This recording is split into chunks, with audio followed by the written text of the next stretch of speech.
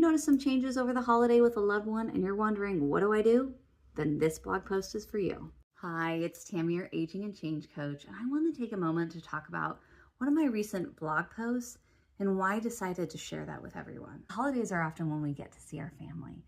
Sometimes it's been a while since we've seen them, sometimes it's just a week ago, but it gives us a chance to connect together.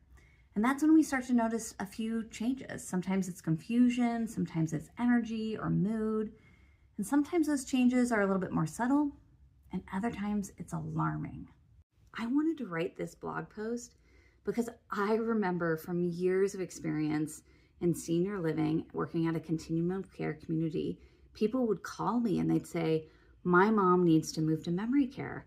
And the first thing I'd have to start to ask and investigate, honestly, is understanding a little bit more about what their concerns were and how long those concerns had been going on.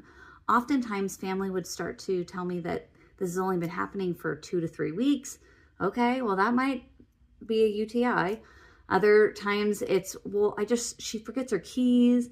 And so there's all these things that come into play that families get really anxious about with their loved one in these changes, but sometimes it's not as drastic as they think it might be. This blog post isn't about diagnosing any changes for anyone. I can't write a blog post that focused for people, but what it is about is talking about noticing changes with loved ones and having conversations about it in a way that doesn't create threatening experiences, but connected experiences.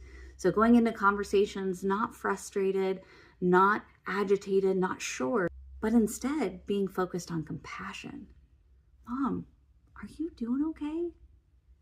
Hey, I noticed that you've been a little bit quiet today. How are you feeling? It's those quiet moments of connection that we check in with our loved ones that mean the world to them. The best thing that we can do, even if we didn't talk about the changes that we're noticing in the moment, is to follow up and say to them, hey, subconsciously this is, hey, you're so important to me that I'm following up with saying how you are doing.